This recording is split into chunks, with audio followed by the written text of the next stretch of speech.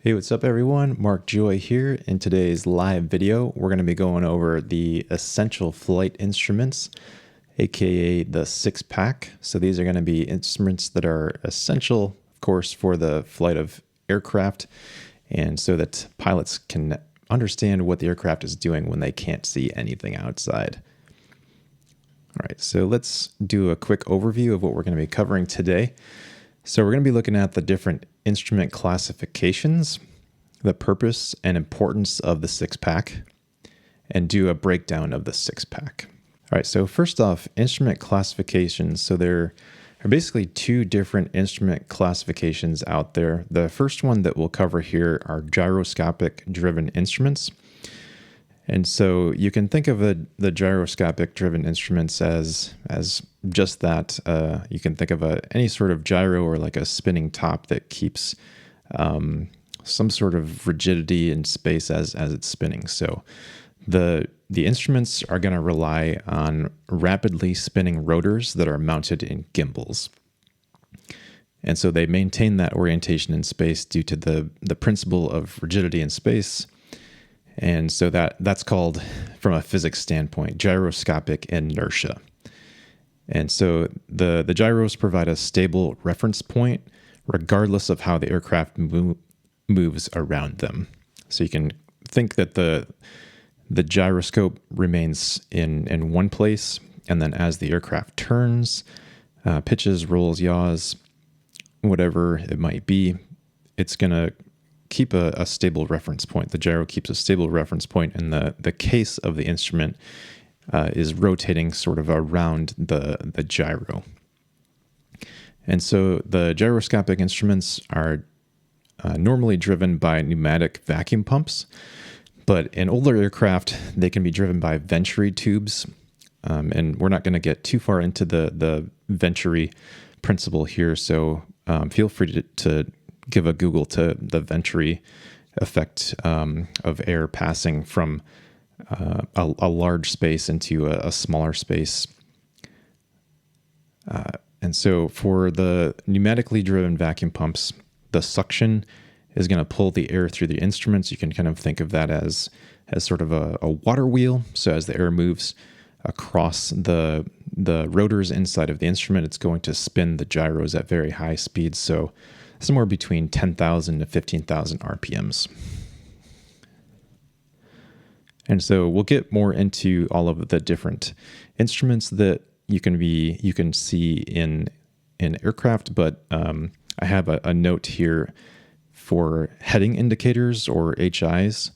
Those will need periodic realignment with the magnetic compass due to gyroscopic precession. So that's sort of like a phenomenon where the axis of the spinning object, the gyro itself, will make sort of a cone in space when an external torque is applied to it. So that gyroscope is, like I said, going to be rigid in space, but as the aircraft is moving, it's creating a force against the gyro itself, and so that causes the gyroscopic precession. So I would encourage you to kind of go above and beyond this without having to get too far into the physics of all of this.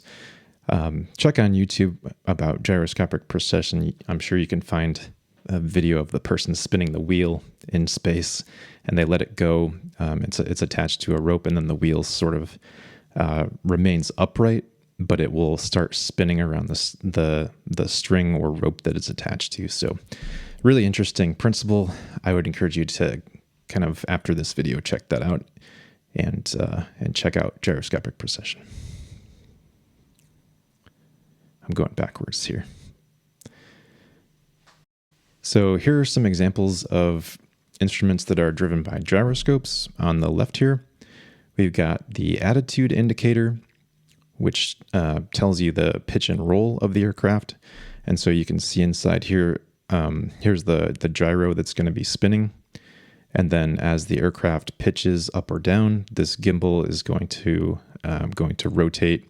And then as the aircraft rolls left or right, you'll see the gimbal is going to be rolling left or right to show that to the pilot. So you can see the kind of on the horizontal axis here, that's going to indicate the roll. And then as the gimbal, or sorry, as the indicator moves up or down, that's going to indicate pitch to the pilot. So that's the attitude indicator. And then the turn slip coordinator here indicates the yaw and turn of the aircraft. So the gyroscopic part here is going to be showing you the roll, basically the roll angle of the aircraft. So again, here's the gyroscope that's going to be rotating, and as the aircraft rolls left or right, it's going to indicate on the needle here whether it's a left or right roll. So you can see the gimbal rotation direction right here. And then the third instrument that's generally going to be gyroscopically driven is going to be the heading indicator. So the HI that I mentioned just in the previous slide is a bit more complex, but you can see here's the gyro inside here. So this part's going to spin, and as the aircraft turns and changes heading, it's going to go through this mechanism up here that turns wheels and gears, and then it's going to change the heading indication here. So this is not going to be affected by any sort of any sort of like magnetic forces of the Earth compared to a compass. So this is just driven by the gyroscope. But like we talked about with the gyroscopic precession, you'll have to align the heading indicator here with the adjustment knob so that the heading matches the magnetic compass, and you're going to adjust for any sort of like magnetic variation. So those are the gyroscopic driven instruments, what they look like inside. So now let's talk about pitot-static driven instruments. So the pitot-static driven instruments measure air pressure differences to provide critical flight information. And the pitot-static system is going to use, obviously, a pitot tube. The pitot tube first measures impact or ram air pressure from the aircraft moving forward through the air. And the static port is going to measure just the ambient pressure of the surrounding atmosphere. So the static port is not really going to be affected so much by the ram air of the aircraft moving forward. And then one other thing to note here is that the pitot tube and airspeed in general is not going to measure what we would call the ground speed of the aircraft. It's just the ram air pressure entering the pitot tube. So the aircraft could technically be flying, producing lift, and that because of the wind going over the aircraft's wings, but it could technically be static above the ground. So it's flying, it has airspeed, but the ground speed could be zero. So don't want to get too far into the weeds of that, but that's one kind of thing to note about this too. And so one important thing also that I have at the bottom here is, from a maintenance perspective, any blockages of the pitot tube or static ports can lead to dangerous misreadings. So common things that you could see are bugs that can get into the static ports or into the pitot tubes, and those blockages can kind of make the altitude or airspeed stuck in a certain reading, and then that can cause very major problems because the pilot's not going to know how fast or how high or low they're going. So that's one very important thing to keep in mind, is to keep these pitot-static systems clean and open. All right, so two instruments that are going to be using the pitot-static system are going to be the altimeter and the airspeed indicator. So on the left here, have the internals of an altimeter. So you can see the static port here, which is just measuring the static pressure of the air. And so This is sort of like an aneroid wafer that's going to expand or contract based on the changes in pressure as the aircraft gains or loses altitude. And so that's going to drive the needles on the altimeter here. So you can see those are connected by mechanism and gears that are just very, very finely tuned. And this aneroid wafer is also going to be very, very sensitive to any changes in the pressure here. So that's sort of the internals of what an altimeter looks like. And then over here on the right, we have an airspeed indicator. And this is the pitot tube, where the ram air is going to be entering and pressurizing this diaphragm. So sort of similar to the aneroid wafers over here, but because there's going to be a higher amount of pressure from the ram air, this is going to be calibrated a bit differently. And one thing to note about the airspeed sensor or airspeed indicator is that it also uses the static pressure, so the air from the static port, in order to calculate the airspeed itself. So you can see here's the static air line that's entering the instrument. And we'll talk more about how that works as we get into the presentation here. But you can see the internals here. It also has internal workings with gears and different metallic mechanisms to drive the... All right, so let's talk about the purpose and importance of the six-pack instruments next. So why is the six-pack crucial? The biggest reason, the human body's orientation sensors can be fooled by acceleration forces that cause spatial disorientation. So this is a really big human factor in aviation. So there's a whole bit about human factors in aviation, and that's I would suggest checking that out for your A&P studying material to human factors in aviation, but. Just sort of the inner workings of your ear kind of tells you where you are in space, and like there's a fluid in your ear that kind of tells you what's up and down and left and right and how you're moving throughout the world. And so your eyes impact what is keeping you oriented from like falling over or thinking that you're going one way or another. So sort of what happens is as the aircraft is flying through a cloud or obstruction, fog, whatever it is, when your eyesight is sort of taken away, your brain begins to think that you're continuing to move in a direction because the fluid in your ear is not really like in it kind of is delayed in telling your brain the acceleration that is happening outside of you. So you kind of think of it at if you are going for a walk or something, or maybe just sitting still after you've been like spinning in a chair and you sit still and close your eyes, you can still kind of feel the sensation that you're spinning, even if you've stopped spinning and are remaining still.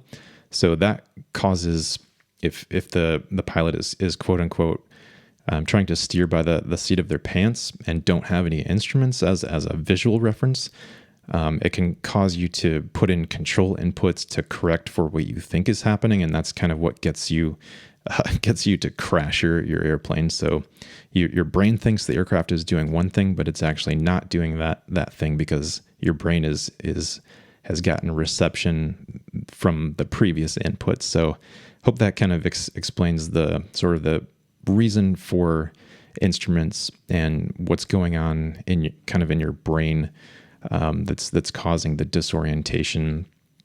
And so the instruments just provide that visual reference so that the pilot knows how to control the aircraft based on wind or drafts or any sort of like turbulence or anything like that. So it just keeps the pilot able to steer the aircraft where it's supposed to be going. So the instruments collectively provide all of the critical flight information that's needed for safe flight, especially in poor visibility conditions. So like I said, if the airplane goes through fog or cloud, or anything where the visibility is obscured. Just helps keep the aircraft flying in the direction that it's intended to go. In the 6-pack, the aircraft instruments also allow controlled flight solely by reference to those instruments. So as soon as the visual is taken away, like the pilot is able to control the flight just by referencing these instruments.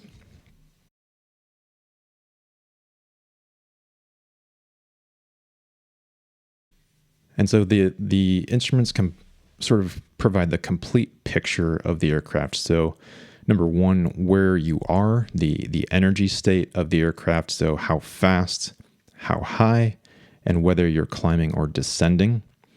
And then it also helps prevent a stall or a descent into terrain. So is going to prevent you from inadvertently pitching the aircraft up when you think maybe you're pitched down, and to prevent you from stalling and crashing into the ground. And like from an altimeter standpoint, is going to keep you from going too low and crashing into terrain, or too high for that matter, where you might be like exceeding the power of your engine or something along those lines. And the second part of the complete picture is also where you're going. And so that's going to be your orientation relative to the horizon and the turning direction that you're heading. So you also want to know which direction, north, south, east, west, you're going, and your orientation relative to the horizon. So as I mentioned about orientation, so having a picture or a visual fix on the horizon is very important when you're flying. That kind of keeps you straight and level, which you can do if you're using visual flight rules. Like you theoretically can just look at the horizon and point the aircraft at the horizon, and you can actually just fly straight and level using that as a reference. But you take that away, and you have to use the instruments to as a reference to an artificial horizon. All right, so let's talk about the role in maintenance, or your role as an aircraft maintainer with regard to instruments here. So the main thing is going to be inspections and maintenance, including checking the vacuum system components. So we talked about vacuum operated instruments. So that's going to have some sort of pump, pressure regulator, and air filters to prevent any sort of particles from getting into the instruments themselves. And making sure that any pitot-static systems are maintained with integrity through leak testing. So if there's any sort of blockage in here, there's going to be a periodic maintenance to test to make sure that the system is not leaking. So if there are leaks in this system, that can cause the instruments to provide inaccurate readings. So there are test equipment. There is test equipment that exists to do testing on the instruments, just to make sure that there are no leaks and that you're holding airspeed or holding altitude, or whichever instrument you're testing. And so we also want to verify instrument mounting security. So if the instruments are loose in the instrument panel, we obviously don't want them to be falling out of the instrument panel while the pilot's flying the aircraft. And one other big thing to consider is to be vigilant about moisture and proper sealing of the pitot-static lines. So tiny leaks can cause big instrument errors. So any sort of condensation or moisture that can occur, it can creep into the lines and prevent big problems. And then I just noticed one thing that I don't have here is also checking of heating systems. So in my system up here, I've got a pitot heater switch, and so part of your maintenance would be making sure that the heating is working properly. So both on the pitot tube and the static ports, there's going to be some sort of heating system. So if you fly through ice, we don't want ice to build up on these pitot tubes or ports. So make sure that the heating is working properly is going to be part of maintenance as well.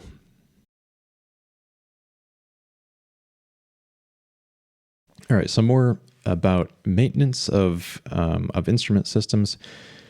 As an A&P, you cannot perform internal repairs on instruments. The only way that you can do that is if you're a certified instrument repair station or a manufacturer of the instrument.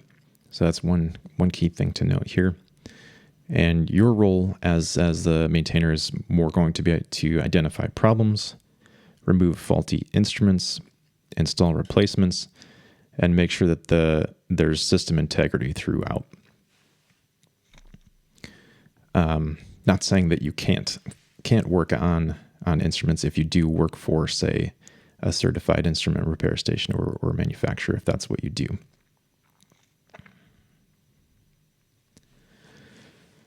All right, so some common maintenance of instrument systems, just to go over some FARs here, Federal Aviation Regulations.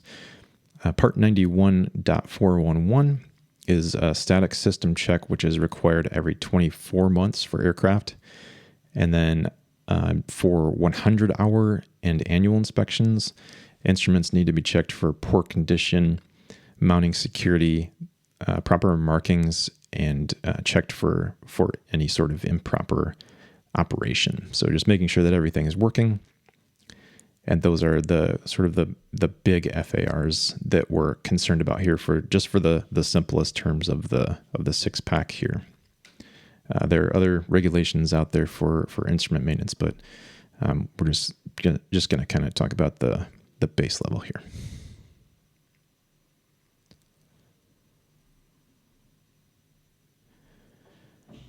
All right, so the third section here, we're going to talk about breaking down the 6-pack, all of the 6 instruments, and just kind of unpack what each of those instruments do. So here's a quick overview of what they look like: airspeed indicator, attitude indicator or artificial horizon, the altimeter, turn coordinator or turn slip coordinator, the heading indicator, and the vertical speed indicator.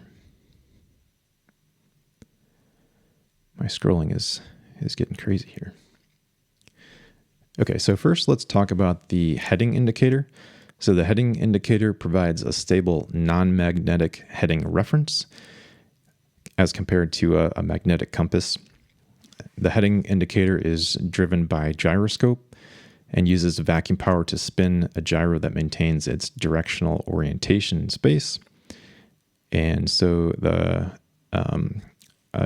sort of advanced instrument that goes along with the heading indicator here is what's called the horizontal situation indicator, or HSI, and that pairs the heading indicator with radio navigation. So that would be VOR navigation and ADF navigation. So that's kind of outside of the scope of what we're going to talk about today. But basically, the VOR and ADF systems kind of allow the pilot to navigate between sort of radio beacons that are placed on the ground. So there will be a display of that on the heading indicator.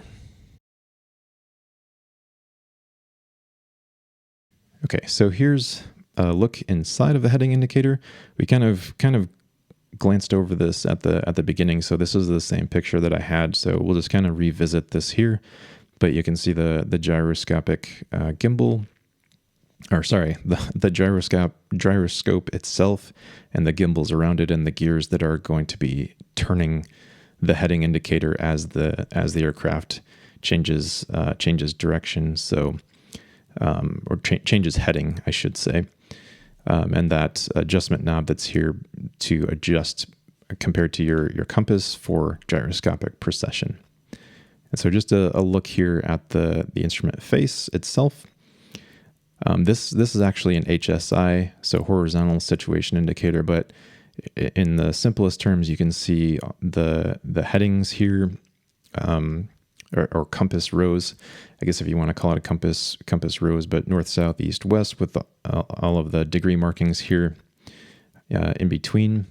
And there's a heading bug here that the pilot can use to sort of set the heading that they want to stay tuned into or like if they want to change heading, it gives them something to point to. The lubber line here is the current heading. So this is just the sort of this is the direction you're going. That's what this line is telling the pilot. So we're just a little bit west of south in this position here. So and these two flags here are sort of like warning flags that something is wrong with your instrument. And to talk more about the HSI part, this little needle here is going to be giving you the sort of the course that you have selected based on your CDI here. But this line is going to move left or right based on whether or not you're on the course pointing to the radio beacon on the ground. So we talked about a VOR. Says this is kind of advanced, but this line is going to move left or right of the course that you have selected here. So like if you want to fly the course, I think this is roughly 210. So like if the pilot wants to be on a 210 course to the beacon on the ground, they're going to have to turn the aircraft to the left to get this line to center back up. So in simplest terms, the HSI gives you like a navigation component to the direction that you're pointing on the compass. So hopefully that kind of helps explain and is not getting too complicated for what I'm kind of trying to go over today with the basics of the 6-pack. But that's the HSI.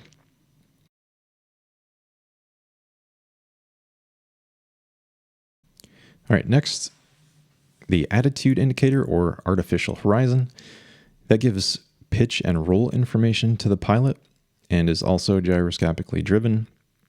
The gyroscope maintains a vertical orientation relative to the Earth's surface. So we talked about steering the aircraft straight and level, or using the heading, the horizon, the actual Earth's horizon as a visual reference to sort of control the aircraft. So this provides an artificial horizon as a point of reference, so the pilot can fly the aircraft. And the rigidity of the gyroscope maintains its position as the aircraft moves around the gyroscope.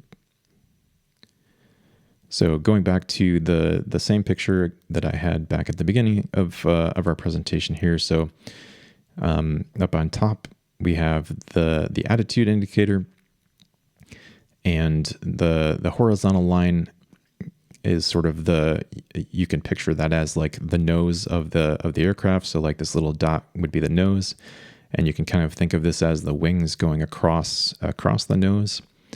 And so back behind the dot and the line is basically you can think of it as the artificial horizon. So like the white part is going to be the sky, and the black part is going to be the ground of the Earth. And these come in different colors. So another very common one would be like the blue and brown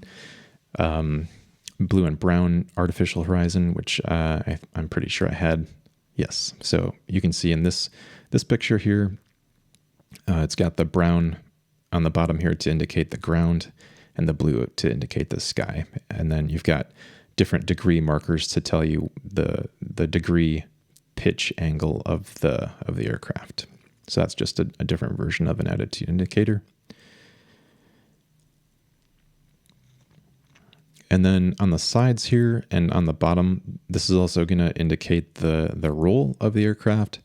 So as the aircraft rolls left or right, this is going to give that indication to the pilot. And the pull to cage knob, also there can be cases where the instrument can what's called it can tumble.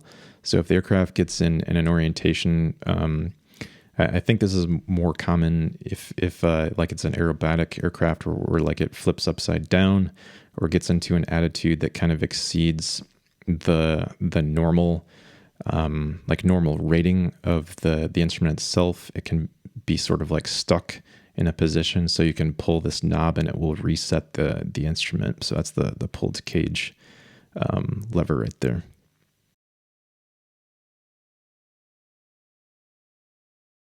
Okay, next we have the turn slip coordinator.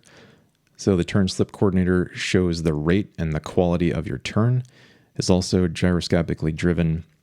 The slip coordinator is likely going to be a curved tube of glass that's filled with a liquid containing a ball or a bubble, and sort of can think of that as just like a level that you would use to, I don't know, hang a picture on your wall or something, where it's got the glass tube that has the bubble in it, and as you rotate the level left or right, or rotate one side up or down, the bubble is going to move in the glass. So it's kind of the same theory of operation, but the curve kind of gives a calibration to the slip of the aircraft. So just use the principles of gravity and centrifugal force of the aircraft. So as the aircraft turns and yaws, those are the sort of the two things that are happening as the aircraft turns. So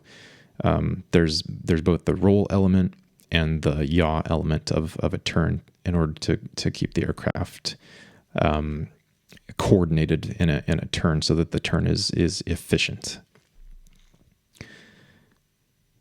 All right, and the last point here, generally about the turn slip coordinator, the air rushes through the case and spins a gyro, and the gyro is tilted in the turn coordinator at a 30-degree angle, which allows it to sense both yaw and roll movements.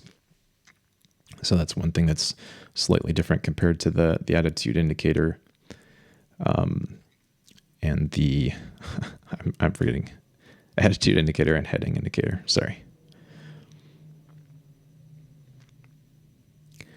All right, and this is an inside look at the turn slip coordinator. So here's the gyro inside, and the gimbal is going to rotate in this direction. So it's going to show the aircraft roll. So it's kind of similar to the attitude indicator, but it doesn't have the pitch element with it. So it's going to tell you the sort of the degrees of roll, and this is also telling you that the amount of time that it's going to take to turn. I believe 360 degrees, so 2 minutes to turn 360 degrees. I might have to check myself on that, but just above that, this is the slip coordinator. So when you're flying, you can have what's called a slip, or now I'm stumped. I'm gonna have to come back to this because I'm forgetting the second component of this. So anyway, the ball is going to move left or right based on the amount of yaw of the aircraft relative to the roll. So if we're talking in terms of a turn, so like if you just induce a roll with the aircraft, the aircraft will turn, but it's not going to be a coordinated turn because they're sort of like in aerodynamics, there are forces that act, forces of drag that act more against the wing. So like say if you're making a left turn, the left wing is going to sort of push the aircraft into a yaw, a left yaw. So that's called adverse yaw. I'm trying to remember all of my pilot training now as well. I'm not a current pilot, but I'm just kind of like trying to explain why this is important and like how it's used for the pilot. But so like the pilot's going to have to overcome some external forces as it's turning, and so basically pilot's going to have to input some yaw to keep the aircraft coordinated in a turn. So without a yaw input, the aircraft is not going to turn efficiently. I think that's the main thing that as a mechanic you need to take away here is that during a turn, the aircraft requires some yaw input as well. So that requirement is indicated by the slip indicator here. So like what you would do is quote unquote step on the ball. So like if you roll the aircraft, the ball goes to the left, you would put some left rudder in. If it goes to the right, you would put some right rudder in. So that's the turn slip coordinator. And I just remembered, so if the aircraft is not in a slip, the other would be a skid. And so a slip and skid, those are the two sort of like uncoordinated conditions of a turn. So I don't have any pictures of what those are. Maybe I could talk about those on a aerodynamics presentation later. But if you want to look up a slip and skid and what those look like, give that a Google or a YouTube. All right, next we have the altimeter. So the altimeter indicates the height above a set reference value based on barometric pressure. The altimeter is driven through the static system, so that's going to be using barometric pressure to get its readings. The instrument's vacuum sealed and flexible metal discs called aneroid wafers are inside the instrument, and those are linked to the altimeter display needles by a series of gears and levers. And so those wafers are going to expand or contract as the aircraft climbs or descends, and the ambient pressure increases or decreases based on the altitude increase or decrease. And one important note here at the bottom, the barometric pressure adjustment knob, also known as the Colesman window, needs to be set as a baseline reference point relative to sea level. So the altimeter is not necessarily going to tell you how high you are above the ground.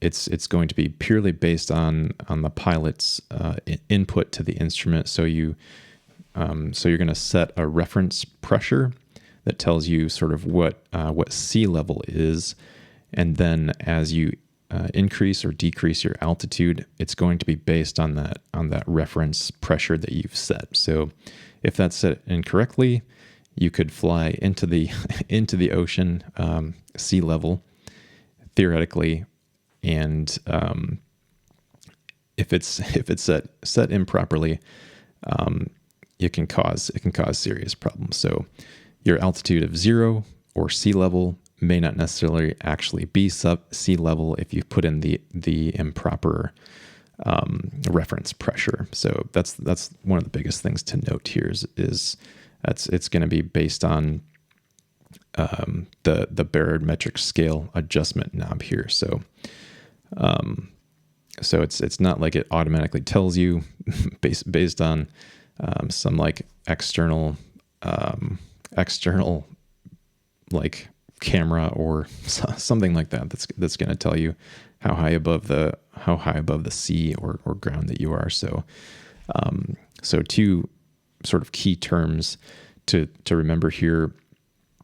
Two types of altitude are above sea level, ASL, or above ground level, AGL. So those are just what they sound like. So like at the sea, there's obviously no land mass, so that's going to be sea level.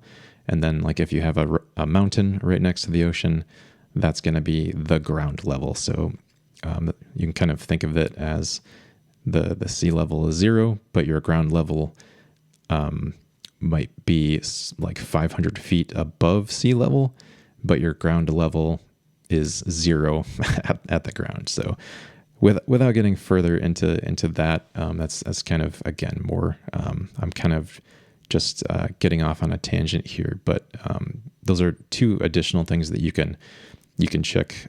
You can look up AGL and ASL above sea level.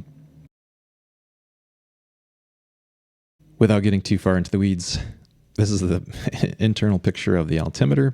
So we can see the static port here is sort of venting the static air into the instrument itself. And we talked about the aneroid wafers that expand or contract based on the pressure that's coming from ambient. And then that's going to drive this series of gears to turn the altitude indicator needles. And then one thing to note also, if you increase your altitude, the pressure is going to decrease. If you decrease your altitude, the ambient pressure is going to increase. So just a little bit about weather and physics. So this is kind of like working off of the opposite of that. So your altitude is going to increase, is going to show an increase as the ambient pressure decreases when the aircraft ascends.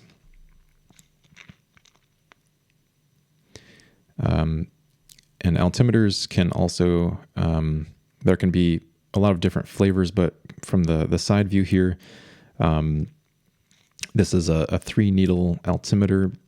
I think in most cases it's going to have 3 needles, but there's a 1,000-foot pointer, a 10,000-foot pointer, and a 100-foot pointer. So you just kind of have to calculate based on where the needle is. You kind of create the total altitude by adding those up. And then I can't remember if I already said it, but here's the barometric scale adjustment knob and the Colesman window here. So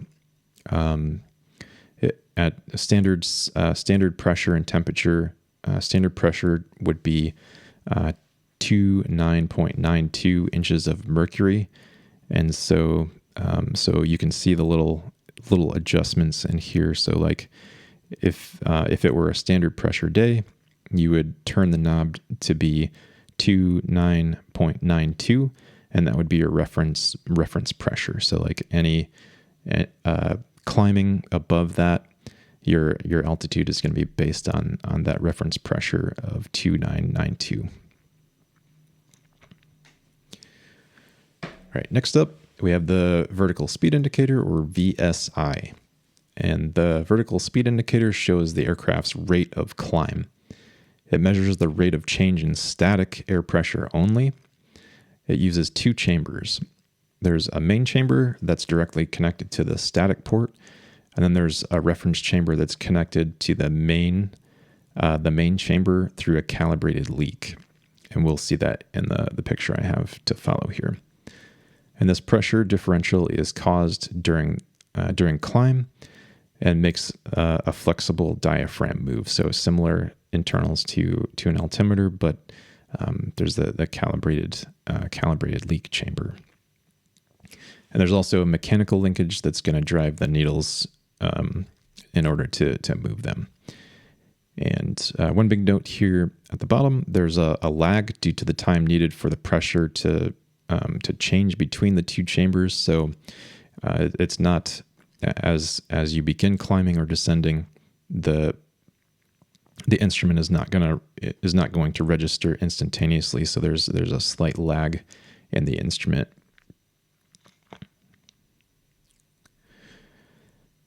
All right, here's the internals of the VSI. So you can see the static connection here on the back comes in, and you've got the 2 chambers, the diaphragm, and there's an acceleration pump here, a restricted passage, bypass restriction, and a little piston. So you can see there's the calibrated leak that we were talking about here. So there's comparison between the first chamber and the second chamber in order to get the rate.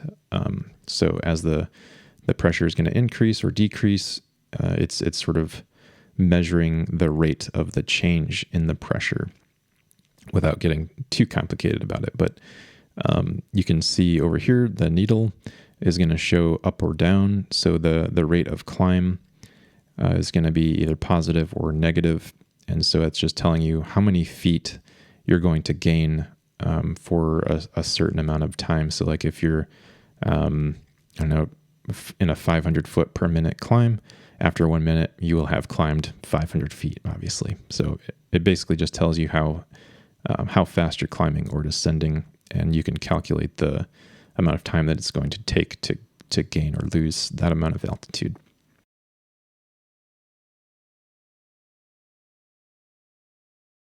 Next up, airspeed indicator. Airspeed indicator shows the speed of the aircraft relative to the surrounding air and not to the ground. It compares the pitot or ram air pressure to the static air pressure in order to determine the speed. And so the combination of the two are called dynamic pressure. A sealed diaphragm expands or contracts based on the pressure differences, and the pitot pressure is going to fill up the diaphragm while the static pressure surrounds it. As your airspeed increases, the ram pressure is going to become greater than the static pressure, which causes the diaphragm to expand, and a linkage in the levers and the gears causes the airspeed indicator needle to move. So here's a close-up picture of that. So we've got the ram air going into the pitot tube, and that's going to cause this diaphragm to expand or contract. And so as there's more pressure coming in, your airspeed is going to appear to be higher. And down below we have the static airline going in to sort of help balance things out. But you can see the linkages in here are going to turn based on the expansion or contraction of the diaphragm here. All right, so that was the last one. Just to kind of wrap up here, talk about what we covered in this presentation. We talked about gyroscopic instruments, and those rely on rapidly spinning vacuum-driven rotors that are mounted in the gimbals. And as the aircraft pitches, rolls, yaws, or any combination of those, the instrument itself is going to be rotating around those gyros and is going to show some sort of indication of the position of the aircraft. The Pitot-static instruments use ram air and ambient pressure in order to provide airspeed and airspeed, rate of climb, and altitude to the pilot, and displays those on the instruments. In all of our instruments, there are going to be some sort of mechanical linkages or drive indicators. The six pack are the core instruments that allow safe flight and limited visibility. So this allows the pilot to kind of understand the full picture of what the aircraft's doing in space without any sort of visual reference to the horizon or to the outside world. Keep in mind that spatial orientation or disorientation, I think I have a typo here, spatial disorientation occurs when you can't see any visual references. So we talked about the inner workings of your ears and how you sort of put your body in motion, and then you stop and close your eyes.